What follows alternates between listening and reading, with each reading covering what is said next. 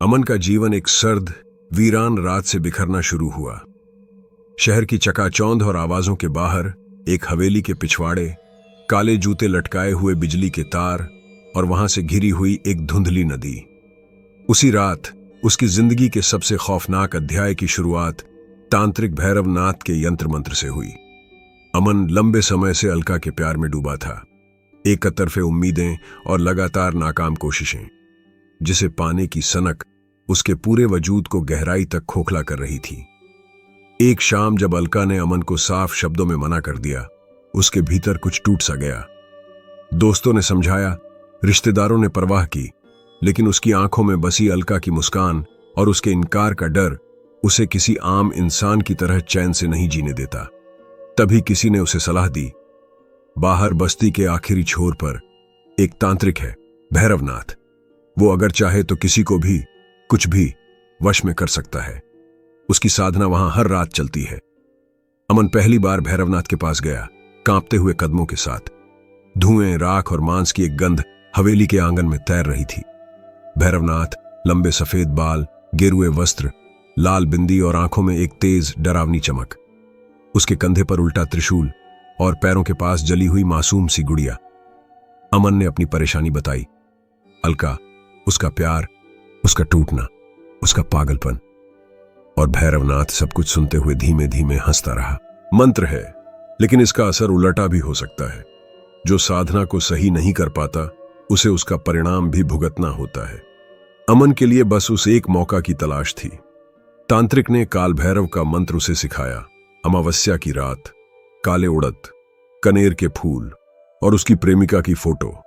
मंत्र का जाप, एयूएम नमो काल भैरव, काली की संतान, मेरी चेतना में समा जा, अलका को मेरे लिए बांध दे, वश में कर दे, उसकी आत्मा मेरे हुक्म में रहे। रात में अमन एकांत कमरे में फोटो के सामने दिए जलाकर मंत्र का 108 बार जाप करने लगा। पहले कुछ दिन बस छाया, सायरन, खिड़की में चलते अंधेरे, लटके हुए मांस के टुकड़े और फुसफुसाती आवाजें।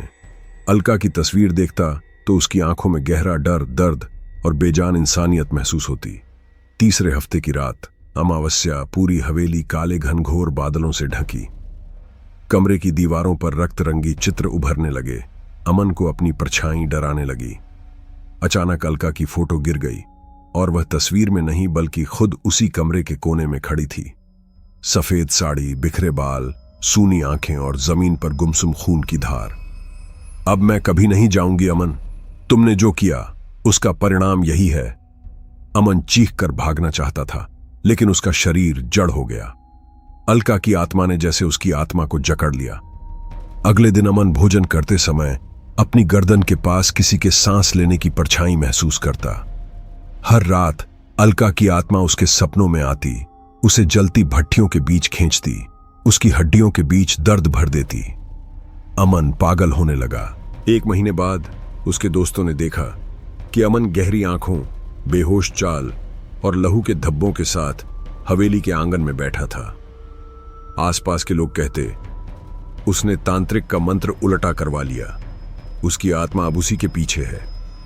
उसके बाद उसकी हवेली में बर्तन अपने आप बजने लगे, खिड़कियां अपने आप खुलती बंद होती। रात के समय अलका की हंसी पूरे घर को भर देती। गांव के कुछ बुजुर्गों ने सलाह दी, जब तक अमन खुद मौत को गले नहीं लगाता, तब तक अलका की आत्मा उसकी परछाई बनी रहेगी। अमन पूरे नगर में भटकता रहा, हर दरवाजे पर तांत्रिक से राहत खोजता रहा, लेकिन वशीकरण से जो आत्मा बंधी थी वह कभी उसे छोड़ नहीं सकती थी। समय बीतता गया, हवेली वीरान होती गई। अंधेरे में रातें और रातों में अमन का पागलपन। एक दिन वह हवेली के छत पर अपनी परछाई के नीचे बैठा, आंखें बंद, हाथ में वही वशीकरण मंत्र वाला तंत्र, अलका की फोटो, बदन पर खून के धब्बे और अलका की आत्मा मुस्कुराती हुई उसके पीछे खड़ी। प्यार में जला वशीकरण तंत्र उसकी अंतिम फुसफुसाहट बनकर हवेली के अंधेरे में गूंजती रही। अमन की जिंदगी अब किसी आम इंसान की तरह नहीं थी। उसकी रातें सफेद कपड़े में लिपटी अलका की छवि के डर और कोनों में छुपे हुए परछाइयों के बीच फंस गई थीं। हवेली के हर कमरे में अब पुराने टीन की चादरों पर खून की लकीरें उभर आती थीं, जैसे कोई अदृश्य हाथ दीवार पर सांप की तरह लकीरें खींच रहा हो। ज्यों-ज्यों अमन मंत्र का जाप दोहराता गया, अलका की आत्मा का प्रकोप और भी प्रबल होता गया। एक दिन अमन सो रहा था कि उसके कान के बिल्कुल पास कोई आवाज आई। तूने मेरे प्यार को अपनी जिद, अपनी तांत्रिक साधना का शिकार बना दिया। अब मैं तुझसे कभी अलग नहीं हो सकती। तेरा हर लौटा, हर रोटी, हर सांस तक मैं निगल जाऊंगी। अमन चौंक कर उठ गया। उसके हाथ पैर कांप रहे थे। उसने दीवार पर छायाएं देखीं, पर वे उसकी नहीं, अलका की थीं। खिड़की से बाहर देखा तो किसान की तरह हाथ में हंसिया लिए अलका की आत्मा सरसों के खेत में घूम रही थी। अमन ने आंखें मींच लीं, लेकिन डर का साया और गहरा हो गया।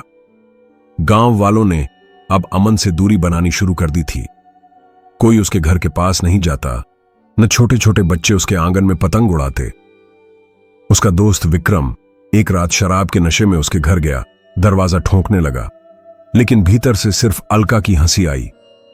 विक्रम कतई नहीं डरा। अरे अमन, बाहर निकल, तू पागल हो गया है क्या? लेकिन अंदर से कोई उत्तर नहीं मिला। अगले दिन लोगों ने देखा कि विक्रम की आंखें सूनी थीं, जैसे भीतर किसी आत्मा ने उसको जकड़ लिया हो। अमन अब बाकी दुनिया से बिल्कुल अलग हो गया। हवेली के हॉल में उसका कमरा, पुराने कागजों के ढेर, तंत्र मंत्र की किताबें और अलका की तस्वीरें दीवारों पर टंगी। हर तस्वीर के नीचे सूखे गुलाब, कभी कभी लाल रंग की बूंदें दिखाई देती। एक रात अमन पूरे कमरे में दिए जलाकर मंत्र का जाप कर रहा था। एयूएम नमो काल भैरव, मेरी अलका लौट आए, मेरा प्रेम वापस आए। मंत्र की शक्ति अब उलटी पड़ने लगी थी। अलका सिर्फ आत्मा नहीं रही, अब उसके लगाव की शक्ल बदल गई थी। जब अमन घर से बाहर निकलता, उसके पीछे पीछे सफेद धुएं जैसी छाया चलती। रात की हवाओं में अलका की गंध बस गई थी। कभी कभी अमन अपनी हथेली पर अंगुलियों के निशान देखता, जैसे कोई अदृश्य शक्ति उसे दबोच रही हो।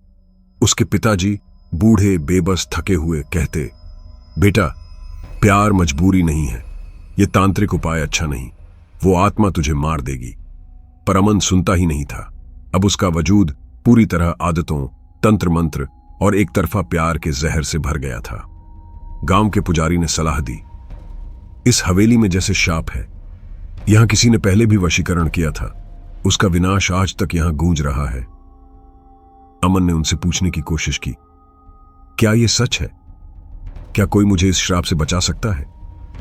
लेकिन पुजारी पुराने शमशान की ओर इशारा करके बोले, वहां उस पीपल के नीचे जाओ, भैरवनाथ की साधना वहीं पूरी होती है।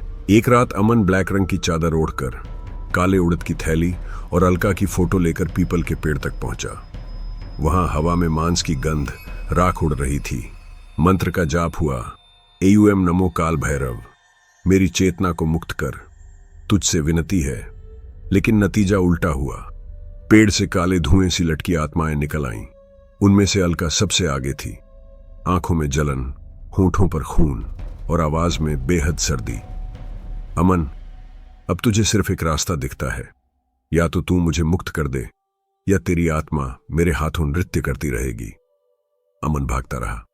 हवेली की सीढ़ियां, गलियों की धूल, गांव की सूनी रातें, उसकी त्वचा पर नीले खून के निशान, आंखों के नीचे गहरी काली रेखाएं। उसके विचारों पर अलका का कब्जा। जब सोता, वो सपनों में आता। जब जागता, उसकी छाया दरवाजे के नीचे दीवार की दरारों में फैल जाती। एक दिन बरसात की रात अमन बीच हॉल में बैठा था। बिजली कड़क रही थी। हवेली के सभी दरवाजे खुल गए और अलका की आत्मा तांडव करती हुई हर कोने में दौड़ने लगी। उसकी आवाज चीखती, तू कभी नहीं बच सकता, प्यार मौत है, तांत्रिक मंत्र पाश है, मैं तुझे कभी छोड़ूंगी नहीं। अमन पागलपन की हद तक पहुंच गया। उसने खाना पीना छोड़ दिया, बाल बढ़ाए, नाखून काटना छोड़ दिया। गांव वालों ने उसके कमरे के बाहर काले रंग के चित्र बना दिए, यहां श्राप है, अंदर न जाओ। लेकिन अब कोई फर्क नहीं पड़ता था। अमन ने एक बार फिर पुराने शमशान की राह पकड़ी, हुंकार भरी, अगर भैरवनाथ की शक्ति सच है तो मुझे मुक्त करो।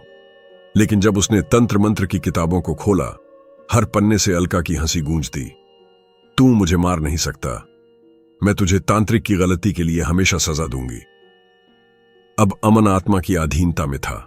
हर सांस, हर सपना, हर हलचल पर अलका का अधिकार था। उसकी हवेली में अब सिर्फ दो छायाएं थीं, अमन की और अलका की। दोनों एक दूसरे में घुलती, उलझती, टूटती, बिखरती, और हवेली की दीवारों पर हमेशा ताजे खून के छींटे, जैसे हर रात कहानी दोबारा लिखी जा रही हो। अमन अब हवेली के भीतर एक कैदी बन चुका था। उसकी आंखें हर समय भूखी, भयभीत और डरी रहती। अलका की आत्मा का असर ऐसा था कि अमन के जिस्म की चमड़ी सिकुड़ने लगी, सांसें जैसे बोझिल हो गई थीं। जब जब हवेली में कोई नया आगंतुक आता, अलका की परछाई सबसे पहले उस पर छा जाती। लोग कहते, यह घर अभिशप्त है, यहां प्रेम नहीं, सिर्फ तांत्रिक मंत्र की आग जलती है। एक बार अमन की मां बहुत दिनों बाद बेटे से मिलने आई। उसने देखा बेटा ठंडी जमीन पर लेटा है, सिर के पास फोटो, बाल उलझे हुए, कपड़े मैले, आंखों के नीचे गहरे काले घेरे। मां ने रोते हुए कहा, बेटा तू ऐसा क्यों हो गया, किसका दोष है? अमन हंसने लगा। उसकी हंसी बिल्कुल अलका की हंसी जैसी थी। मां डरकर बाहर भाग गई। शहर के डॉक्टर आए अमन के दिमागी इलाज के लिए। उन्होंने दवा दी, ब्लैक आर्ट की चर्चाएं की, लेकिन हर बार अलका की आत्मा दवा की शीशी गिरा देती, रिपोर्ट फाड़ देती। डॉक्टर बोले, यह केस मेडिकल नहीं, कोई अदृश्य ताकत है। रातें और सर्द हो गईं। अमन हर रात छत पर बैठा, दूर जंगल की ओर ताकता, अलका का नाम पुकारता। उसके मन के भीतर गूंजती आवाज, मैं तुझे देख रही हूं, तेरा हर ख्वाब, हर डर, हर सांस मेरे हाथ में है। हवेली के आसपास भटकती पगडंडियों में अब बच्चे खेलना भूल गए, परिंदे घोंसला बनाना भूल गए। एक दिन अमावस्या की आधी रात पूरे गांव में अजीब हड़कंप मचा। हवेली की सभी खिड़कियां अपने आप खोल गईं। काली हवा एक बवंडर की तरह भीतर घुसी। अमन ने देखा दीवारों पर इंसानों के चेहरे उभर आए, हर चेहरा अलका का। बर्तन बज उठे, दरवाजों पर खून की लकीरें बन गईं। तांत्रिक भैरवनाथ अब मृत था। गांव वालों ने बताया, उसकी साधना के दौरान वशीकरण मंत्र की शक्ति उलटी पड़ गई थी। उसकी कब्र हवेली के पीछे थी। वहां से कभी कभी रात में जली हुई धुआं और राख उड़ती। अमन उस कब्र के पास गया, चीखा, मुझे अपने श्राप से मुक्त कर भैरवनाथ। कब्र पर से राख हवा में बही, एक काली छाया उभरी। अब तू श्राप से मुक्त नहीं हो सकता अमन। ये हवेली, ये आत्मा, तेरा वजूद अब मेरी भेंट है। अमन झुक गया, आंखों में डर, दिल में सन्नाटा। हवेली में अलका की आत्मा ने तांडव शुरू कर दिया। दीवारों पर खूनी हाथों की छाप, छत से उलटे लटके हुए खिलौने, बिखरी किताबें जिनकी हर लाइन पर बस एक ही नाम, अलका। उस रात अमन ने सोचा, अगर वो इस तंत्र का तोड़ नहीं खोज सका, उसकी आत्मा हमेशा जकड़ी रहेगी। उसने गांव के प्रधान से पूछा, कोई रास्ता है? प्रधान ने कहा, तुम्हें वशीकरण के बदले आत्मा को सच्चा बलिदान देना होगा, वरना आत्मा की आग तुम्हें अपना शिकार बना लेगी। अमन ने खुद का रक्त बहाकर अलका की तस्वीर के आगे बलिदान देने की कोशिश की, लेकिन उसके घाव से निकला खून अलका की आत्मा की आंखों से बहने लगा, भूखी और मौत सी ठंडी। हर रात अलका अब उसके सपनों में खून से भीगे बालों में आता, कहती, तू मुझे कभी आजाद नहीं कर सकेगा। गांव के लोग हवेली के चारों ओर राख और नींबू की माला बांधने लगे, लेकिन हवेली की दीवारों में अब अलका का नाम जल रहा था। अमन सूनी आंखों से सब देखता, कभी दीवार पर रेंगती छाया, कभी किचन से आती खून की आवाजें, कभी बाथरूम में बहता लाल पानी। एक दिन बारिश के बीच अमन को हवेली के हॉल में एक पुरानी किताब मिली। उसमें लिखा था, वशीकरण का बंधन टूटता तब है जब साधक अपने प्रेम का बलिदान कर दे। अमन ने रिलेशनशिप की हर स्मृति, फोटो, गिफ्ट, अलका की सारी यादें कमरे में इकट्ठा करके आग लगा दी, लेकिन आग बुझी नहीं। अलका की आत्मा वहीं बैठी रही, हंसती रही, पछताती रही। तू मेरा नहीं, तू तांत्रिक श्राप का हिस्सा है। अब अमन के पास कोई चारा नहीं था। वो हवेली की छत पर बैठा, हवा में अलका का नाम, आंखों में अंधेरा, आत्मा में सिर्फ डर और उसकी सांसों में वशीकरण का तंत्र। सारी हवेली अब उसके पागलपन का सांस बन गई थी। हर दरार, हर कोना, हर हवा का झोंका अलका की आत्मा से भरा था। हवेली अब सिर्फ एक भवन नहीं, बल्कि अमन और अलका की आत्मा का युद्ध स्थल बन चुकी थी। हर रात अमन के दिमाग में एक नई पीड़ा सिरजती। दीवारों पर अलका का चेहरा बन जाता, दरवाजे के पीछे से उसकी रोती आवाज आती, और छत में पंखे पर उलटी लटकी एक छाया हरदम उसकी ओर ताकती रही। अब अमन दिन रात जागता, मंत्र दोहराता, लेकिन वशीकरण का जाल और भी मजबूत होता गया। एक अजीब सी घटना एक रात घट गई। अमन बालकनी में बैठा था, काली बादल छाए थे और हवा में अजीब बर्फ सी सर्दी थी। अचानक एक चीख गूंज उठी, तू मुझे कभी आजाद नहीं कर सकेगा। अमन खड़ा होकर बालकनी से नीचे झांकने लगा, जहां पर छाया धुंधलके में घुलती जा रही थी। अमन को अपनी हथेली में खुद का लहू नजर आया, जैसे कोई अदृश्य शक्ति उसे हर रात बार बार घायल करती हो। अगली सुबह अमन ने खुद को हवेली के पिछवाड़े पाया, जहां अलका की आत्मा थरथराती आंखों, सूनी मुस्कान और सफेद साड़ी में खड़ी थी। उसके पैरों के नीचे चूहे दौड़ रहे थे, दीवारों पर चमगादड़ सिमट गए थे। अमन की सांस अब अलका के पैरों की छाया में बंध चुकी थी। गांव की महिलाएं दूर से बांस की टोकरी में मिर्च और नमक रखकर हवेली की ओर फेंकती, तंत्र मंत्र के डर से बचने को। लेकिन अमन अब इंसानी समझ से बाहर हो चुका था। हवेली के उस पुराने गलियारे में अमन को तांत्रिक भैरवनाथ के जले हुए हस्ताक्षर मिले। प्रेम श्राप है, श्राप प्रेम है, वशीकरण उनका युद्ध है। अमन चीख उठा, मुझे बख्श दो। लेकिन दीवारें जल्द ही हंसी में बदल गईं।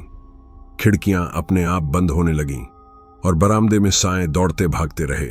अमन का दोस्त राहुल साहस करके एक बार फिर हवेली पहुंचा, बस दोस्ती की खातिर। राहुल ने दरवाजे के भीतर पैर रखते ही देखा, दीवारों पर अंगुलियों के निशान, फर्श पर पिघली मोम की लकीरें और छत पर उलटा लिखा एक नाम, अलका। राहुल ने अमन को आवाज दी, तू क्या खोज रहा है? अमन की आंखें पत्थरीली थीं, उसकी आवाज बदल गई थी। मैं अब खुद नहीं हूं। भैरवनाथ के श्राप और अलका की आत्मा मेरा हर ख्वाब निगल गई है। राहुल डरकर बाहर भाग गया। गांव में सबको बताया कि अमन अब जिंदों में नहीं है, उसका वजूद हवेली में खो गया है। अमन ने हवेली की हर सांकल को तोड़ने की कोशिश की, तांत्रिक मंत्रों की किताबें फाड़ी, दीवारों से अलका की तस्वीरें हटाई, किचन की सारी चीजों को जला दिया। लेकिन हर बार धुआं सिर्फ उसकी आत्मा में फंस कर रह जाता। अलका की आत्मा की मुस्कान और तेज हो जाती। गांव का पुजारी फिर आया, बेटा, यह हवेली अब मौत बन चुकी है। अगर तू यहां रहा, आत्मा तुझे मार डालेगी।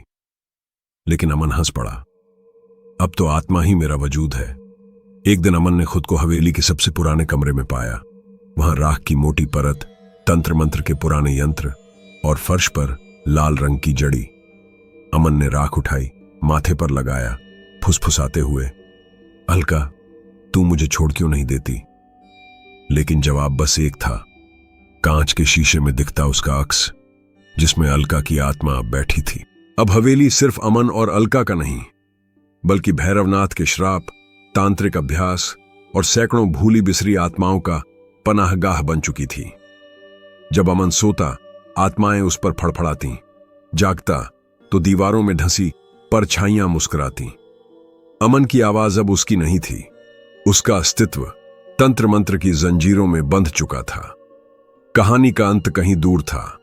हर नई रात एक नया डर, हर सवेरे एक नया पागलपन, हर हवेली का कोना अब अमन के प्रेम के श्राप में डूबा था, और अलका की आत्मा हर सुबह उसकी सांसों में समाई रहती। अमन की मानसिक हालत अब बर्बादी के आखिरी मुहाने पर थी। उसकी सांसें लगातार भारी, उसका चेहरा थकान से घिरा, आंखों में वीरानी और बदन की नसें जैसे धीरे धीरे गल रही हों। हवेली में अब हर जगह अलका की आत्मा का विकराल असर था। बाथरूम में बहता लाल रंग, रसोई में खुद ब खुद जलते चूल्हे, दीवारों पर पसीने और खून के निशान। रात को जब अमन लेटता, उसके सिर के नीचे किताबें रखी होती, क्योंकि वो अब बिस्तर पर नहीं सो सकता था। हर रात अलका की आत्मा उसके सिर के पास बैठ जाती और कहती, तू भाग नहीं सकता, तेरा जीवन अब मेरा है। उसकी हालत गांव में खबर बन गई। लोग बच्चों को हवेली के पास खेलने से मना करते। महिलाएं वहां कपड़े सुखाना छोड़ चुकी थीं। किसान अपने बैल उधर नहीं चराते। हवेली के ऊपर कबूतरों के झुंड हर शाम चीखते हुए उड़ जाते। जैसे किसी अदृश्य डर ने उनके पंख काट दिए हों। गांव के मुखिया ने एक बार तय किया, सब मिलकर हवेली को आग लगाएंगे। लेकिन जैसे ही मशाल लेकर पहुंचे, हवेली की छत पर अलका की आत्मा दिख गई।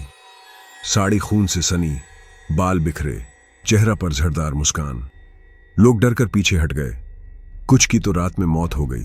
सपने में अलका आई और उनकी सांस ले गई। अमन अब खाने पीने की चीजें छत से नीचे फेंकता।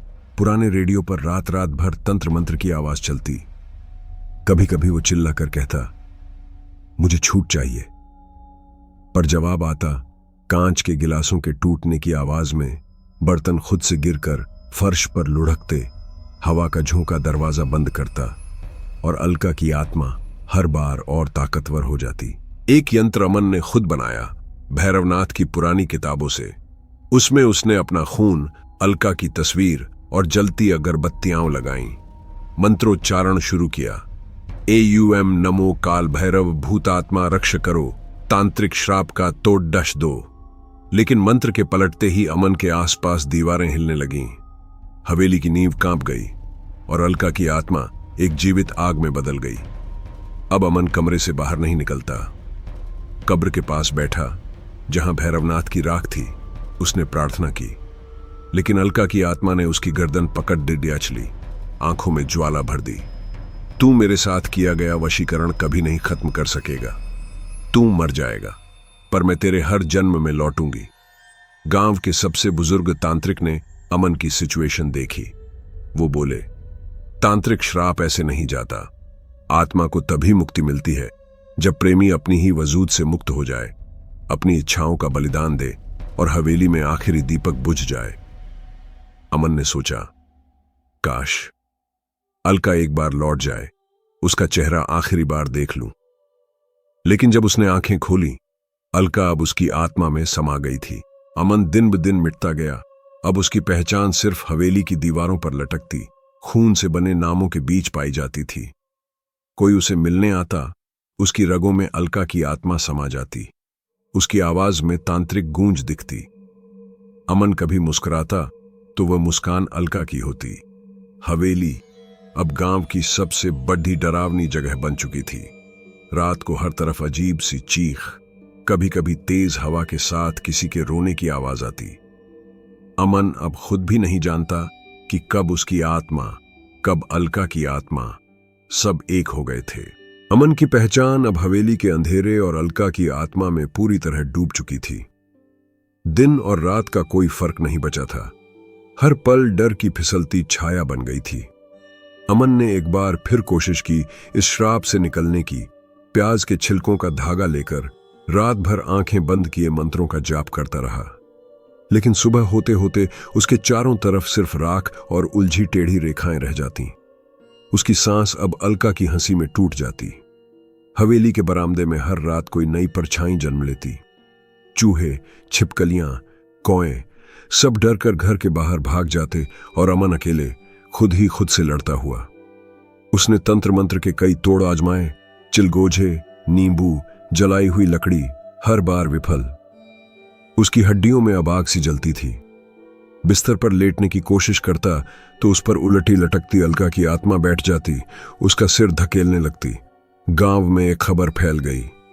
हवेली में खुद ब खुद चिल्लाने की आवाज आती है, अमन अब सच में जिंदा नहीं, उसकी आत्मा भटक रही है या अलका का वायरस उसके तन मन में फैल गया है।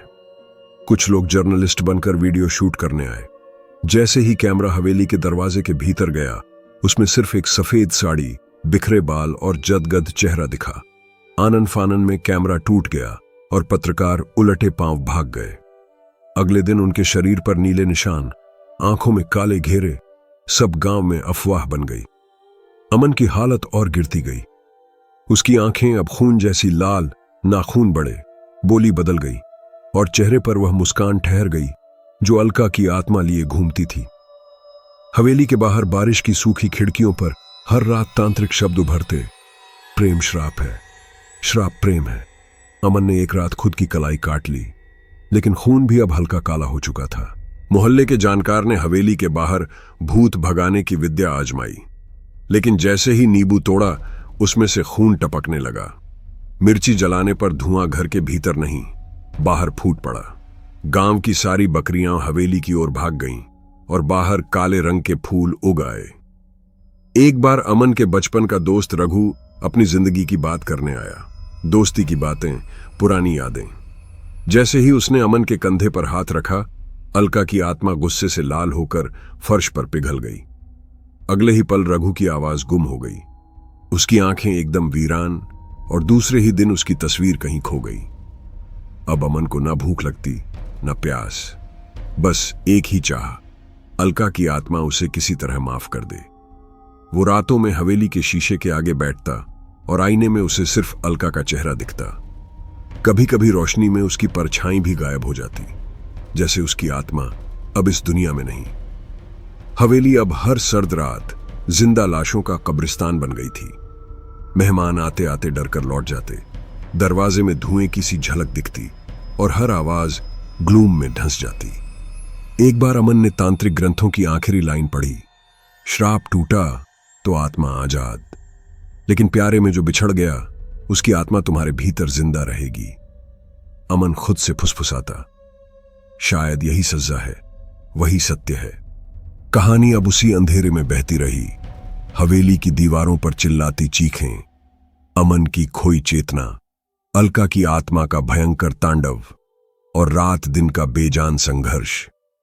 सब कुछ बस एक अधूरे प्रेम का श्राप जो कभी मिट नहीं सकता। एक रात हवेली की सीढ़ियां खुद ब खुद बजने लगीं।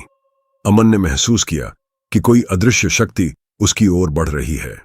खिड़की के बाहर बिजली की लकीरें दौड़तीं, पेड़ की टहनियों पर उलटी लटकती कौए की परछाई टूट जाती। अमन घबरा गया, पर अब उसका डर भी उसके साथ जीता था। उसने हवेली के आंगन में तांत्रिक भैरवनाथ की राख बिखेरकर एक बार फिर मंत्र दोहराया, AUM नमो काल भैरव, अलका की आत्मा को आजाद कर दे, मेरी रूह को शेफाल दे। लेकिन मंत्र के शब्द उलटे पड़ते ही आलम बदल गया। हवेली के हर कोने में रक्त के धब्बे। अलका की आत्मा ने दीवार पर अपने नाम की लकीरें खींच दी। अमन के कानों में एक ही आवाज गूंजती रही, मैं तुझ में समा चुकी हूं, तू मेरा सपना है, तू मेरा श्राप है। रात की गहराई में अलका की आत्मा अमन के कमरे में उसके बिस्तर के पास आ बैठती। अमन ने अपनी आंखें मिचाईं, लेकिन आत्मा की सर्द सांसें उसके गालों तक पहुंच गईं। दीवारों पर धुआं बनने लगा। आईने में दो चेहरे दिखने लगे, एक अमन का, एक अलका का। कमरे में रखे फूल, जिनसे कभी अलका को खुशबू पसंद थी, अब सूख कर काले हो गए थे। हर सुबह अमन हवेली की छत पर बैठा, गांव की तरफ ताकता, उम्मीद करता कि कोई उसे छुड़ाएगा। लेकिन गांव वालों ने अब हवेली में जाना बंद कर दिया था। वे अपने बच्चों को चेतावनी देते, उस हवेली के पास न जाना, वहां रूहों का खेल चलता है, वहां कोई जिंदा नहीं बचता। अमन धीरे धीरे खुद को खोता गया। उसके विचार, उसकी बोली, उसकी सांसें सब अलका की आत्मा से घुलती चली गईं। वह खाने के लिए हाथ उठाता तो उसकी हथेली में अलका की छाया दिखती। वह रोता तो आंसुओं की जगह खून बहता। उसकी हर रात एक तंत्र मंत्र की परीक्षा की तरह थी। कभी फर्श पर जड़ी बूटियां बिखर जाती, कभी दरवाजे पर किसी के पैरों की परछाई दौड़ती। हवेली के किचन में बर्तन अपने आप गिरते और रसोई में आती खुशबू अब सिर्फ सड़ी हुई मांस की गंध रह गई थी। अमन की पहचान अब गांव में एक डरावनी कथा बन गई थी। उसका नाम सुनते ही लोग दरवाजे बंद कर लेते और उसकी हवेली को देखकर दूर से ही अपनी राह बदल लेते। गांव की महिलाएं अपने बच्चे की नींद के लिए अमन और अलका की कहानी सुनाती। अगर जिद करोगे तो अमन जैसी हालत होगी, उसके साथ हमेशा आत्मा रहेगी। रातें और डरावनी होती गईं। अमन को अब अपने भीतर भी अलका की आवाज सुनाई देती थी, तू मेरा है, हमेशा रहेगा। उसकी आत्मा, उसका अस्तित्व हवेली की दीवारों में कैद हो गया। हवेली अब सिर्फ एक श्रापित स्थान नहीं थी, बल्कि अंधेरे प्रेम और तांत्रिक दुष्प्रभाव की कभी न खत्म होने वाली कहानी बन गई थी। धीरे धीरे हवेली का हर दरार, हर कोना एक नए डर, एक नई सच्चाई की पहचान बन गया। बारिश की रातों में हवेली के गमलों में अचानक काले फूल उगाते, जिनसे मृत आत्माओं की सर्द गंध फैल जाती। अमन के कानों में फुसफुसाहट गूंजती रहती, तू मुझे कभी छोड़ नहीं सकता, हमारा प्रेम अब श्राप है। एक रात अमन ठंडी फर्श पर लेटा था। आंखों में नींद मगर मन में बवंडर। उसकी सांसें तेज होती गईं, जैसे कोई अदृश्य शक्ति उसके सीने पर बैठी हो। अचानक उसने महसूस किया बगल के कमरे में किसी के चलने की आवाज है। उसने देखा अलका सफेद साड़ी में घबराई, खून से सनी बाहों के साथ दीवार पर तांत्रिक निशान बना रही थी। उसकी उंगली काली राख में डूबी थी, वह मंत्र बुदबुदा रही थी। अमन ने डर कर आंखें बंद कर लीं, मगर उसकी रगों में ठंडक दौड़ गई। गांव में अब हवेली के नाम से लोग बीमार पड़ने लगे। कोई भी बाहर रास्ते से निकलता तो रात में सपना आता कि अलका उसके पीछे दौड़ डेच रही है। बच्चों के खिलौने अपने आप हवेली की तरफ रेंगते चले जाते। कई किसान अपने बैल खो बैठे, वे अंधेरे में गायब हो जाते। हवेली के आंगन में सिर्फ खून के निशान रह जाते। अमन ने अपनी हालत देखकर खुद की जांच कराने की ठानी। वह डॉक्टर के पास गया, मगर डॉक्टर ने उसकी आंखों में झांका। तुम्हारी पुतलियों में कोई और है। डॉक्टर डर गया और अमन खुद अस्पताल के बेड पर बैठा, मगर वहां भी अलका की आत्मा उसकी नसों में घूमती रही। उसने देखा आईसीयू की लाइट अपने आप बंद हो जाती, मशीनों पर तांत्रिक शब्द दिखने लगते। एक बार एक ज्योतिषी ने हवेली का चक्कर लगाया। उसने पूछा, यह श्राप कब खत्म होगा? अमन बोला, जब आत्मा प्यार से विलीन हो जाए, जब मेरी रूह खुद को विलीन करने का साहस जुटा पाए। ज्योतिषी ने हवेली के आंगन में छाया का खेल देखा, अपने मंत्रों की किताब खोली, मगर हादसा ऐसा हुआ कि उसकी किताब में आग लग गई और वह भयानक चीख के साथ बाहर भाग गया। उसकी आवाज जिंदगी भर बदल गई। अमन की मां अब हर रात मंदिर में दुआ करती, मगर जवाब सिर्फ एक आता, इस श्राप को दुनिया की कोई ताकत नहीं मिटा सकती। अलका अब अमन की आत्मा में कैद है।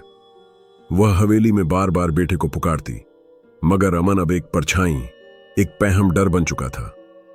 अमन ने कभी कोशिश की तांत्रिक भैरवनाथ की कब्र को खोदने की, मगर रात को तंत्र की जड़ों से उलझे खून में सने पत्थरों की गूंज उसके हाथों को बांध देती। हवेली के पुराने बरामदे में हर सुबह पिघली हुई मोमबत्ती और राख से तंत्र मंत्र के चिन्ह बन जाते। अमन ने महसूस किया अब वह इन चिन्हों को खुद बना रहा था। अलका के भाव हर अंग में समा गए थे। अब सिर्फ हवेली की हवाएं गवाह थीं कि अमन ने तांत्रिक श्राप को जिया, देखा और खुद को खो दिया। एक अंधेरे में रोशनी की छांव कहीं नहीं बची थी। मौत, प्रेम, तंत्र, आत्मा सब एक अनसुलझी गुत्थी में बंध गए थे। हवेली की खामोशी अब केवल अमन की आत्मा नहीं, बल्कि गांव के हर इंसान की नींद में छा गई थी। शाम होते ही हवेली के चारों ओर साए और धुएं की लकीरें फैल जाती, जैसे हवा खुद डर और मौत का पैगाम लेकर चलती हो। गांव में रात की आवाजें कम होती गईं। कुत्ते भी अब हवेली के पास नहीं भौंकते और चौराहे पर बैठे वृद्ध लोग कहते, कोई अमन के घर मत जाना, वो अब इंसान नहीं रहा। अमन की हालत दिन ब दिन बदतर होती गई। उसकी आंखें अब बस शून्य में ताकती, शरीर कांपता रहता और अलका, उसकी आत्मा अमन के हर ख्वाब में, हर सांस में, दीवार के पीछे, आईने में, खिड़की पर धुंधली छाया बनकर झूलती। अमन का जीवन अब डर की गद्दी में बंधा था।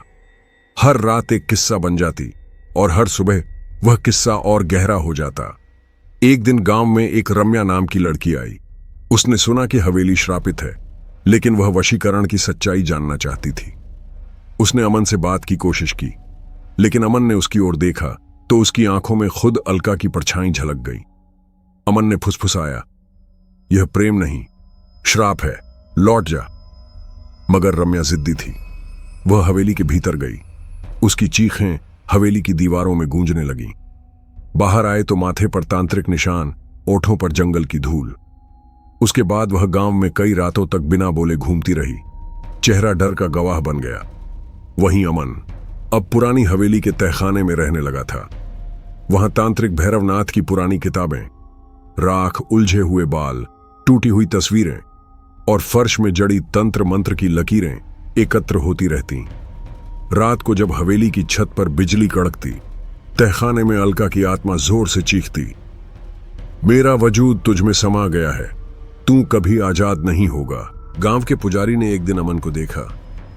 बेटा, आत्मा से लड़ना मुमकिन नहीं, तू खुद को भूल जा, तभी श्राप टूटेगा। अमन ने पुजारी की बात सुनी, लेकिन हवेली के अंधेरे ने उसके दिल को कैद कर लिया था। वह दीवार पर हल्दी, चूना और खून से तांत्रिक मंत्र लिखने लगा। प्रेम का बलिदान, तंत्र का श्राप, आत्मा की आग।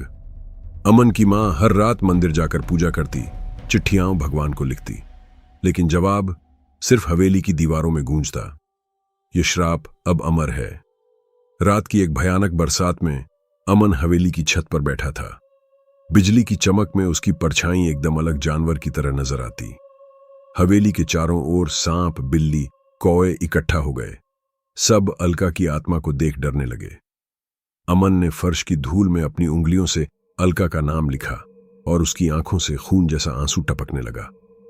अब हवेली अमन और अलका के अंधेरे प्रेम, तांत्रिक श्राप और अनंत आत्मा का देश बन गई थी।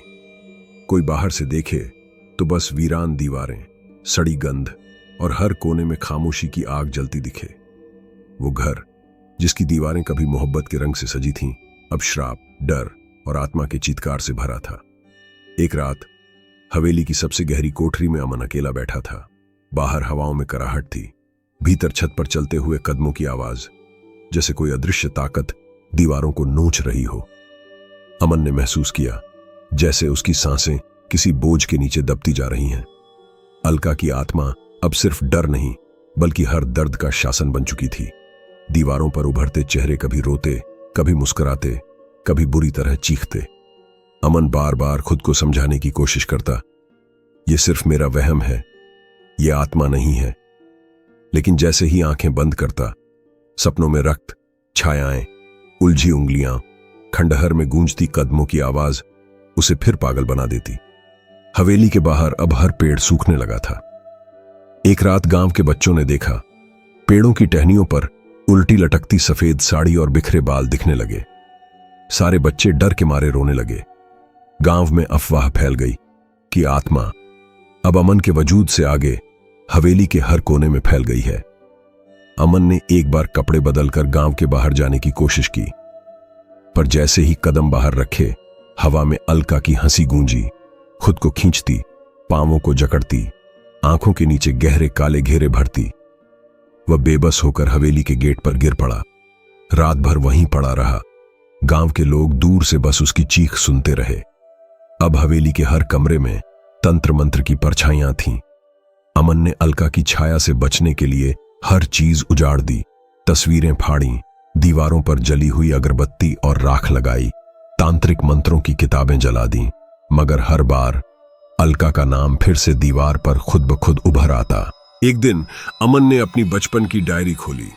उसमें अलका के साथ बिताए पुराने लम्हे, स्कूल के दिन, मोहब्बत भरी बातें अब सब सूने और डर से भरे लगने लगे। उस डायरी के हर पन्ने पर अलका की आत्मा ने काला रंग फेंक दिया। अमन की आंखें पत्थर आ गईं। अब वह खुद को ही पहचानना भूलने लगा।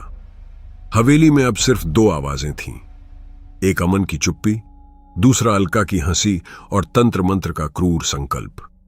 हवेली के अंधेरे में आज भी कोई जाता है तो खून के धब्बे, मोहब्बत भरी दीवारों पर तंत्र के चिन्ह, हर कोने में सांस लेती आत्मा की सर्दी, ये सब यहां अमर हैं। अब हवेली एक भयावह भूल भुलैयाओं बन चुकी थी, जिसमें अमन की चेतना और अलका की आत्मा पूरी तरह विलीन हो गए थे। दीवारों पर राख, खून और लाल रंग की झड्डें फैल गई थीं। हर कोने में अंधेरा ऐसे जम गया था जैसे कहीं सूरज निकल ही नहीं सकता।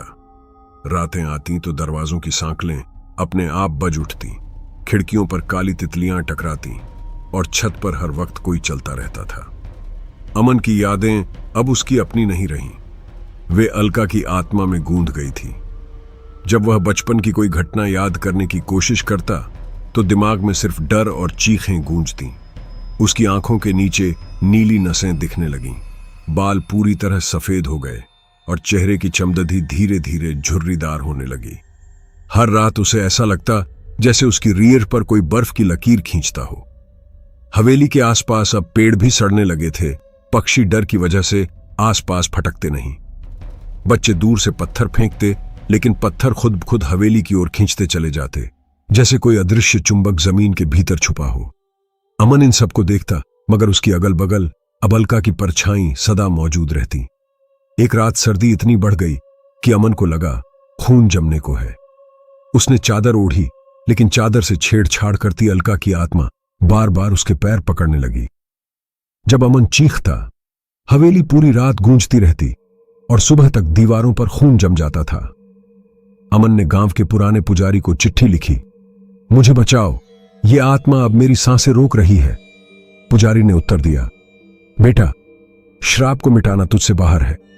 जब तक हवेली की जमीन खुद श्राप को पिए नहीं, तब तक तू मर जाएगा या आत्मा तुझे खा जाएगी।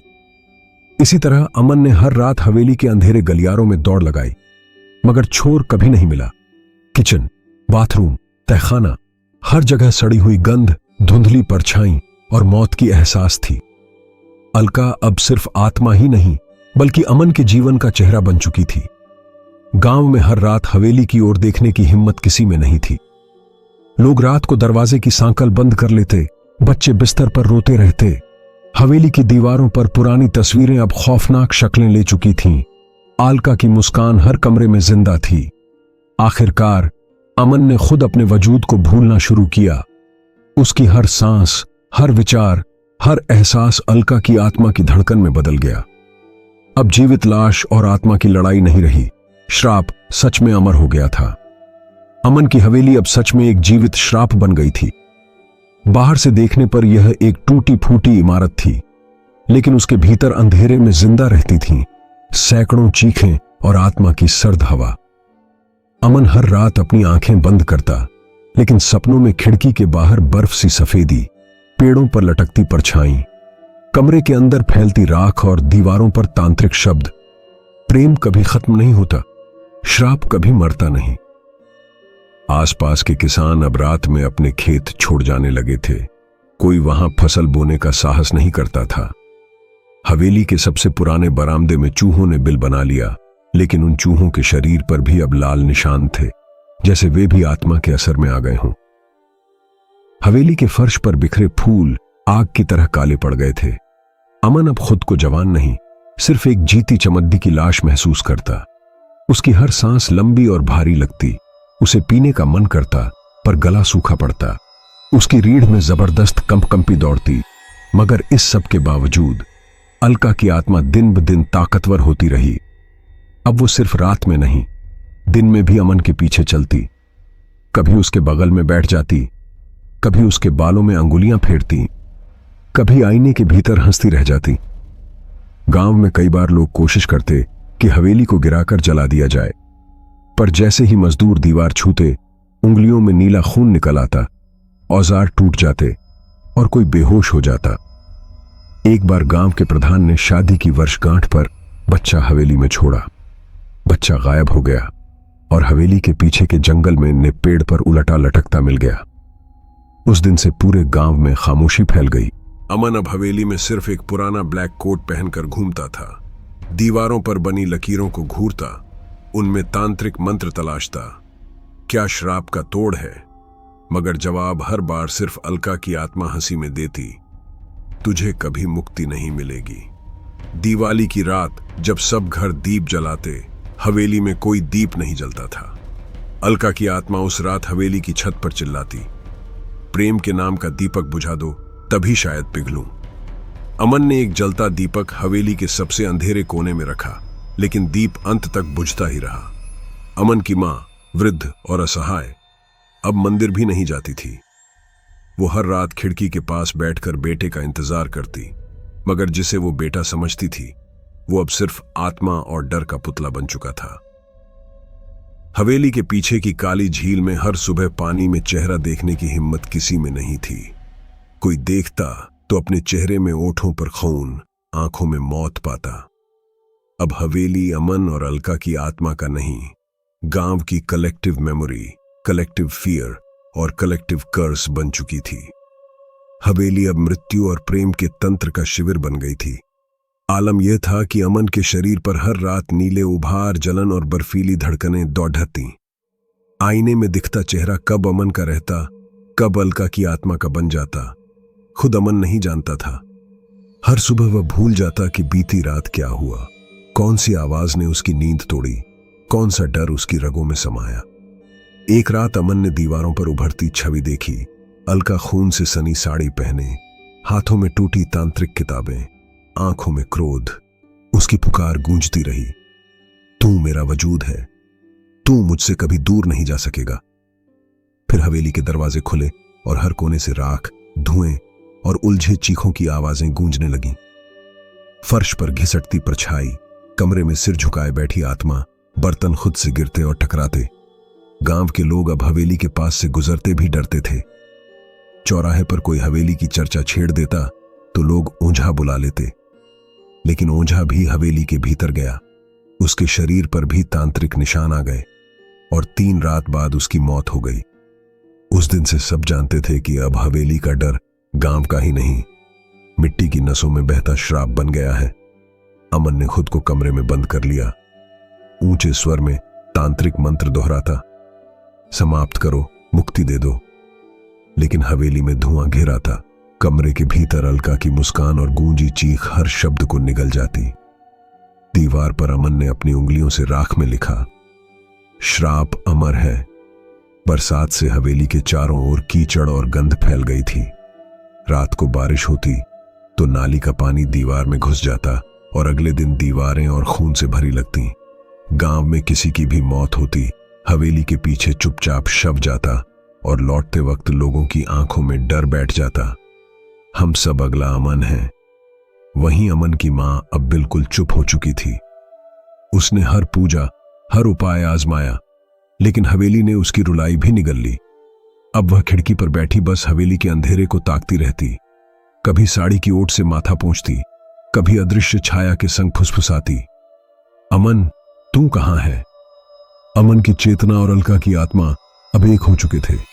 उनके बीच सिर्फ एक खौफनाक संवाद सदा चलता, प्रेम मेरा श्राप है, श्राप मेरा प्रेम है। जब तक प्रेम अमर है, श्राप अमर है। हवेली की दीवारें अब हर रात एक नई पीड़ा, एक नई चीख, एक नई तंत्र मंत्र की गूंज गढ़ती। पुरानी तस्वीरें अब खौफनाक रंगों में रंग जाती। अलका की आत्मा हवेली के हर कोने में हंसती रहती। अमन खोया सा इधर उधर घूमता। अब हवेली का हर पत्थर, हर ईंट मानो डर और तंत्र मंत्र से बोल उठी थी। अमन ने एक रात सोने की कोशिश की तो बिस्तर पर राख और सूखे फूल बिखरे मिले। दीवारों पर अलका का चेहरा और खून की लकीरें। आंखें बंद करो तो तांत्रिक शब्दों की गूंज, खोलो तो बरामदे में चिल्लाती आत्मा। उस रात अमन ने फैसला लिया कि वह आखिरी बार तांत्रिक भैरवनाथ की कब्र पर जाएगा। वहां पहुंचते ही हवेली की सारी खिड़कियां अपने आप बंद होने लगीं। दीवारों में दरारें पड़ने लगीं और अलका की आत्मा की हंसी हवा में तैरने लगी। अमन ने कब्र की मिट्टी उठाकर अपने माथे पर लगाई। मुक्ति दे दो, श्राप तोड़ दो। मगर मिट्टी में से जली हुई बाल और काले फूल निकल आए, जिनसे भैरव द्वार खुल गया। अचानक हवेली की छत से सियारों की आवाज, चूहों का भगदड़ और दीवार पर गिलहरी उल्टी दौड़ने लगी। अमन ने देखा, पूरे गांव की परछाई हवेली के अंधेरे में घिरने लगी। उसकी सांस घुट गई, शरीर बेजान सा होने लगा। अलका की आत्मा ने पूरी ताकत से हवेली को चीर दिया। उसकी चीख से खिड़कियां टूटने लगीं, दीवारों पर खून बहने लगा। अमन ने देखा हवेली के अंदर जमीन फटना शुरू हुई। उसमें से तांत्रिक यंत्र, उलझी आत्माएं और उजड़ी तस्वीरें बाहर आ गईं। एक खौफनाक मंजर था, हवा में राख, पानी में आग और हर कोने में चिल्लाती आवाजें। आंगन के पेद्धों की जड़ें फटीं तो जमीन में सफेद धुंध की नदियां बन गईं। अब अमन सिर्फ एक शरीर नहीं, अलका के श्राप का जीवित अस्तित्व था। उसके कदम खुद हवेली की कब्र की ओर बढ़ने लगे, जैसे पैरों में मन नहीं, श्राप समा गया हो। अलका अब तांत्रिक रूप में समा गई। उसके चारों ओर मंडराने लगी, मेरा प्यार, मेरा श्राप, अब तू कभी आजाद नहीं होगा। गांव में लोग रात को हवेली के आसपास दिए जलाते, मगर हवा हर रोशनी बुझा देती। बच्चे सब कुछ भूलकर डर की कहानियां गढ़ते। हवेली का श्राप सदी भर चलेगा, अमन की आत्मा अमर रहेगी। हवेली का आंगन अब कब्रिस्तान सा था, जहां हर आत्मा भाग्य की लाइन छोड़ गई थी। इसी तरह अमन का वजूद मिटता रहा। उसकी हर सांस, हर चाहत, हर दर्द अलका के श्राप में घुलता गया। वह हवेली की मिट्टी में दफन हो गया, लेकिन उसकी आत्मा अब हवेली, गांव और तांत्रिक मंत्रों में हमेशा के लिए कैद हो गई। अब हवेली की जमीन में से बार बार किसी के रुदन, हंसी और तड़धप की गूंज निकलती। अमन का वजूद ऐसी भीषण रातों में पूरी तरह छिन्न भिन्न होने लगा, जहां हवा तक डर का संदेशा लाती थी। हवेली के हर कमरे में दीवालों पर बिखरे रक्त के छींटे, खिड़कियों के कांच में लंबी तांत्रिक लकीरें और फर्श पर राख का बेतुका बिछाव। अमन बुझते दियों की लपटें देखता। कभी वे खुद ब खुद जल उठती, कभी खुद ब खुद बुझ जाती। अमन कोशिश करता कि आत्मा से संवाद न करे, लेकिन अलका का चेहरा हर वक्त उसकी आंखों के साए में छुपा रहता। बिस्तर पर लेटते ही उसे हवा में घुलती काली गंध आती। कमरे के ऊपरी कोने से सफेद बर्फीली परछाई गिरती। आसपास के पेड़ रात भर हवेली की ओर झुक जाते, जैसे किसी अज्ञात शक्ति ने प्रकृति को भी श्रापित कर दिया हो। कई बार अमन आधी रात को उठकर हवेली की छत पर जाता। वहां जले हुए कपड़े, राख के ढेर और अलका की हंसी की गूंज। उस रात उसकी आंखों के सामने जलता दीपक फट गया। मासूम सी रोशनी आग बनकर हवा में बिखर गई। अमन ने देखा, दीवार पर खुद उसकी छाया उलटी लटक रही है। कपकों से बहता खून, आंखों में तंत्र मंत्र की सनक और कानों में सतत बुदबुदाहट। हमारा प्रेम अमर, हमारा श्राप अमर। अब गांव में कोई भी हवेली के पास नहीं जाता। कुत्ते वहीं भौंकना बंद कर देते, परिंदे दूर उड़ जाते और किसान रात को खेतों में पूजा किए बिना लौटते नहीं थे। बच्चे एक दूसरे को डराने के लिए हवेली की कहानियां सुनाते। जिसका नाम अमन, वह अमर श्राप में बंधा है। एक दिन गांव से एक साधु आया। कहते थे वो मृत आत्माओं के दुख को हटाता है। साधु ने हवेली के बाहर तंत्र मंत्र के नए चक्र बनाए, मंत्र फूंके, नींबू मिर्च बांधे, लेकिन जैसे ही भीतर गया उसकी आंखें चिपक गईं और आवाज भीतर ही गुम हो गई। अगले दिन वो साधु हवेली के बाहर मृत पाया गया। उसके गले में तांत्रिक मंत्र की राख थी। अमन की मां अब बिल्कुल मौन हो चुकी थी। रात को हवा चलती तो उसकी साड़ी की सलवटों पर चीख उभरती। उसने आखिरी बार अमन को पुकारा, बेटा, मगर आवाज हवेली के अंधेरे में खो गई। अमन की दुनिया अब सिर्फ अलका की आत्मा, तंत्र मंत्र और जली हुई यादों का समुद्र बन गई थी। दीवारों पर उसका नाम उल्टा लिखा जाता। हवेली के फर्श पर घिसटती आवाजें, हर कोने में ठंडी सांसें। अब अमन स्वयं अपने अस्तित्व का अंतहीन अंधेरा बन गया था। हवेली के अंधेरे गलियारों में अब समय की कोई पहचान नहीं रही थी। दिन हो या रात, अमन के लिए सब एक जैसा काला, सूना और डरावना था। उसकी आंखों में अब वो चमक नहीं थी जो कभी अलका के प्रेम में थी।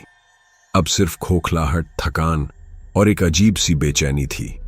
हवेली की दीवारों पर अब अलका के चेहरे के अलावा और भी कई चेहरे उभरने लगे थे। शायद वे सब आत्माएं थीं जो कभी इस हवेली में तंत्र मंत्र के जाल में फंस गई थीं। रात के समय अमन सुनता था, छत पर किसी के नंगे पैरों की आवाज, दीवारों में से निकलती कराहट और बाथरूम से आती टपकती पानी की आवाज जो असल में खून था। हवेली के किचन में अब खाना बनाने का सामान नहीं, बल्कि तांत्रिक पूजा के उपकरण बिखरे पड़े थे। काली मिर्च, नींबू, सरसों के दाने और राख के ढेर। अमन जब भी भूख लगने पर किचन जाता तो बर्तनों में सिर्फ काला तरल पदार्थ मिलता, जिसकी गंध मृत्यु जैसी होती। हवेली के बाहर का बगीचा अब पूरी तरह मर चुका था। पेड़ों की शाखाएं उलटी दिशा में मुड़ गई थीं। फूल काले हो गए थे और घास में अजीब से कीड़े मकोड़े रेंगते रहते। अमन ने एक बार देखा कि बगीचे में एक पुराना कुआं था, जिसमें से लगातार धुआं निकल रहा था। जब उसने उस कुएं में झांका तो उसे लगा जैसे हजारों आंखें उसे घूर रही हैं। गांव में अब अमन की कहानी एक किंवदंती बन गई थी। बूढ़े लोग कहते, जो लड़का प्रेम के नाम पर तंत्र मंत्र करता है उसका यही हाल होता है। माएं अपने बेटों को समझाती, अमन जैसा मत बनना, प्रेम में अंधे होकर गलत रास्ता मत अपनाना। लेकिन कुछ युवक अभी भी हवेली के पास आते, सोचते कि शायद वे अमन की मदद कर सकें या फिर उसकी स्थिति को समझ सकें। एक रात गांव का एक पंडित जी अमन से मिलने आए। वे बहुत बुजुर्ग थे और कहते थे कि उन्होंने ऐसे कई मामले देखे हैं। पंडित जी ने हवेली में घुसते ही महसूस किया कि यहां की हवा भारी है, यहां मृत्यु का साया है। उन्होंने अमन से कहा, बेटा, तुम्हारी यह स्थिति सिर्फ वशीकरण के कारण नहीं है। यहां कोई और भी पुराना श्राप है, कोई और आत्मा भी है जो तुम्हें और अलका की आत्मा को बांधे रखना चाहती है। पंडित जी ने बताया कि इस हवेली में पहले भी कई लोग रहे हैं जिन्होंने तंत्र मंत्र का प्रयोग किया था। यह जगह श्रापित है। यहां जो भी तांत्रिक विधि करता है वह यहीं फंस जाता है। तुम्हारे प्रेम की शक्ति और अलका की आत्मा के गुस्से ने इस जगह के पुराने श्राप को और भी मजबूत बना दिया है। अमन ने पंडित जी से पूछा, तो क्या मैं कभी मुक्त नहीं हो सकूंगा? पंडित जी चुप रहे, फिर धीमी आवाज में बोले, मुक्ति का एक ही रास्ता है, तुम्हें अपने प्रेम को पूरी तरह त्यागना होगा। अलका की आत्मा से माफी मांगनी होगी और फिर अपनी जान देकर इस श्राप को तोड़ना होगा। यह सुनकर अमन के दिल में एक अजीब सा डर समा गया। वह चाहता था कि यह सब खत्म हो जाए, लेकिन अलका से अलग होने का ख्याल उसे और भी डरा रहा था। पंडित जी चले गए, लेकिन उनकी बातें अमन के दिमाग में गूंजती रहीं।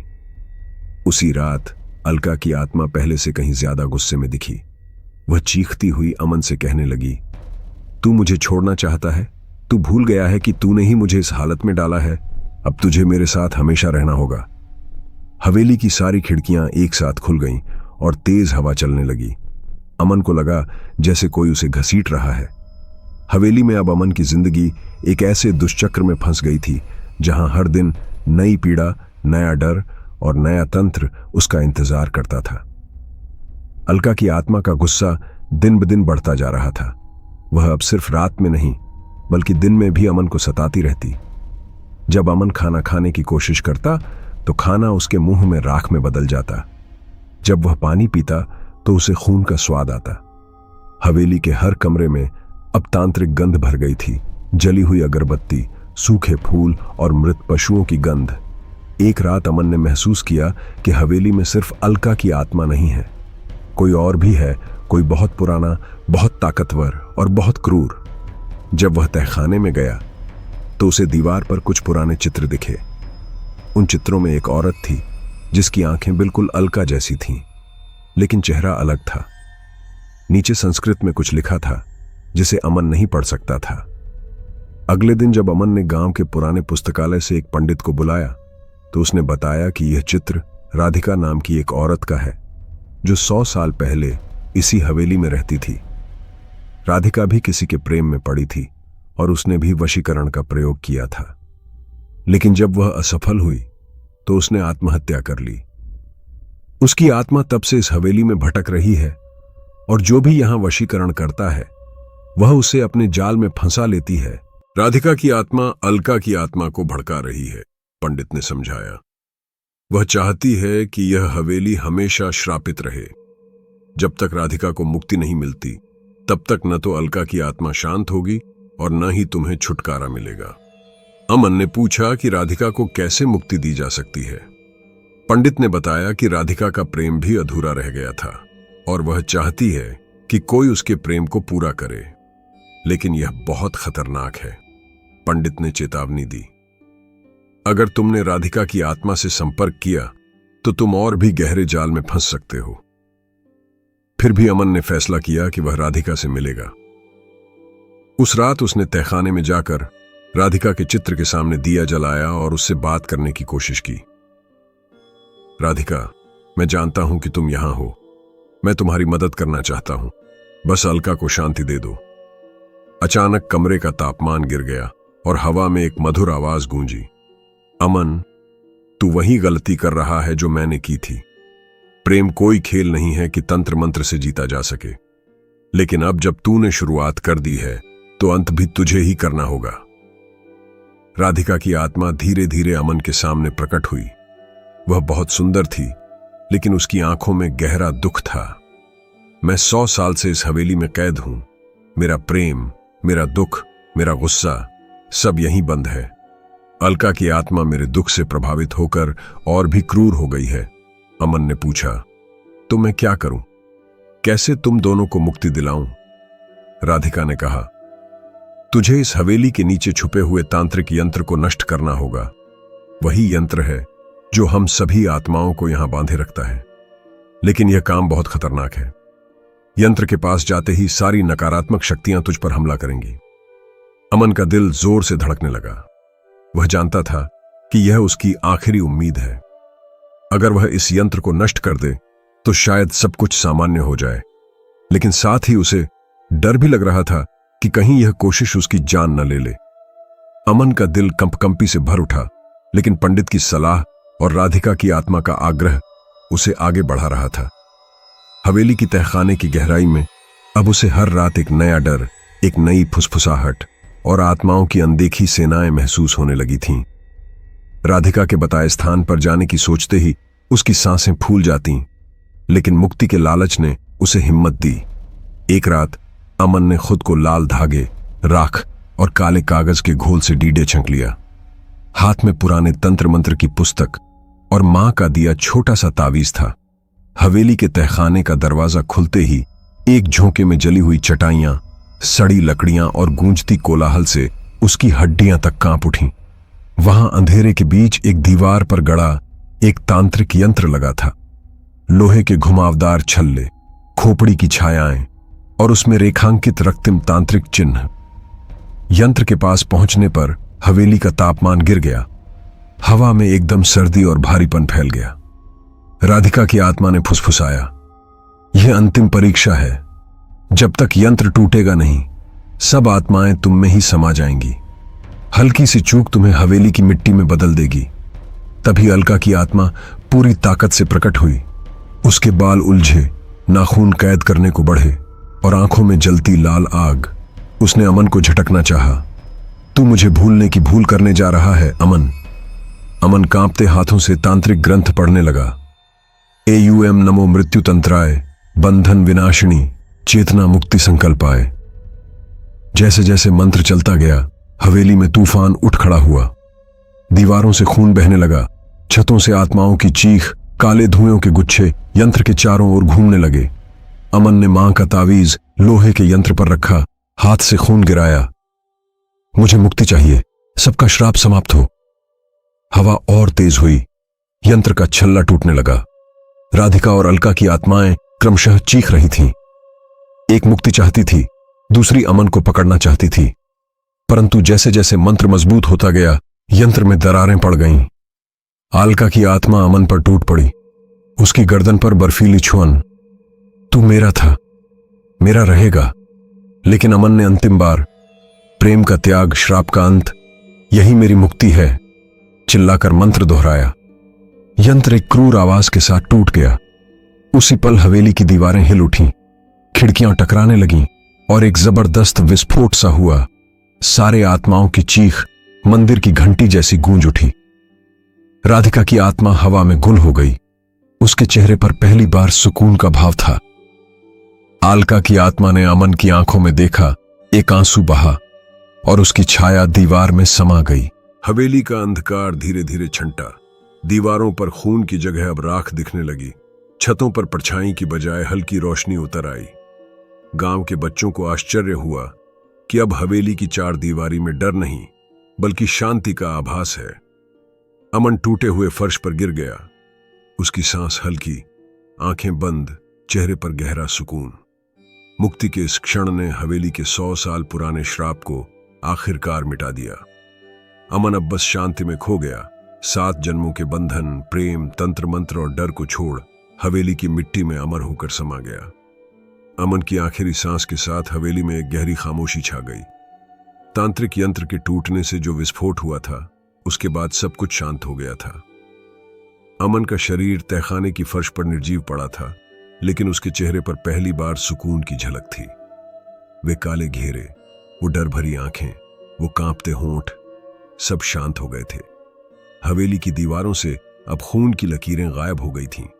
जहां पहले तांत्रिक निशान थे, वहां अब सिर्फ सफेद दीवारें थीं। खिड़कियों से अब असली सूरज की रोशनी आ रही थी, न कि वो भयानक अंधकार जो महीनों से हवेली को घेरे हुए था। बगीचे के मरे हुए पेड़ों में नई कोपलें फूटने लगी थीं। काले हो गए फूल अपना असली रंग पा रहे थे। गांव के लोगों को धीरे धीरे एहसास हुआ कि हवेली से वो डरावनी आवाजें आना बंद हो गई हैं। रात को अब वहां से चीखने चिल्लाने की आवाज नहीं आती थी। बच्चे जो महीनों से डर के मारे हवेली के पास नहीं जाते थे, अब दूर से ही सही उधर देखने की हिम्मत करने लगे। अमन की मां को कई दिनों तक पता नहीं चला कि क्या हुआ है। जब गांव के कुछ लोग हिम्मत करके हवेली में गए तो उन्होंने अमन का शरीर तहखाने में पाया। उसके चारों ओर टूटे हुए तांत्रिक यंत्र के टुकड़े बिखरे थे, लेकिन कोई डरावना माहौल नहीं था, बस एक गहरी शांति थी। अमन की मां जब यह खबर सुनकर हवेली पहुंची तो वह रो पड़ी, लेकिन जब उसने अपने बेटे का चेहरा देखा तो उसे समझ आ गया कि अमन को आखिरकार शांति मिल गई है। वे कई महीने जो दर्द, जो पागलपन उसकी आंखों में था, वो सब खत्म हो गया था। अमन आखिरकार मुक्त हो गया था। गांव वालों ने अमन का अंतिम संस्कार किया। हवेली को साफ किया गया, लेकिन कोई उसमें रहने की हिम्मत नहीं कर सका। कुछ समय बाद हवेली को गिरा दिया गया और वहां एक छोटा सा मंदिर बनाया गया। गांव के लोग कहते हैं कि अब वहां शांति है, कोई आत्मा नहीं भटकती। अलका की आत्मा भी शायद अपनी मुक्ति पा गई थी। कभी कभी गांव के लोग कहते हैं कि उन्होंने मंदिर के पास एक सफेद साड़ी में लिपटी आकृति देखी है, लेकिन वो डरावनी नहीं बल्कि शांत और सुंदर लगती है। शायद अलका भी समझ गई थी कि प्रेम कभी जबरदस्ती से नहीं पाया जा सकता। इस तरह प्यार में जला वशीकरण तंत्र की कहानी समाप्त हुई। एक युवक का अंधा प्रेम, तांत्रिक मंत्र की भूल, आत्मा का प्रकोप और अंत में मुक्ति का संदेश। यह कहानी गांव में आज भी सुनाई जाती है ताकि कोई और अमन जैसी गलती न करे। प्रेम पवित्र है, लेकिन जब वो तंत्र मंत्र और जबरदस्ती का रूप ले लेता है तो वो श्राप बन जाता है। अमन की कहानी इस बात का सबूत है कि सच्चा प्रेम वही है जो स्वतंत्रता और सम्मान पर आधारित हो, न कि डर और जबरदस्ती पर।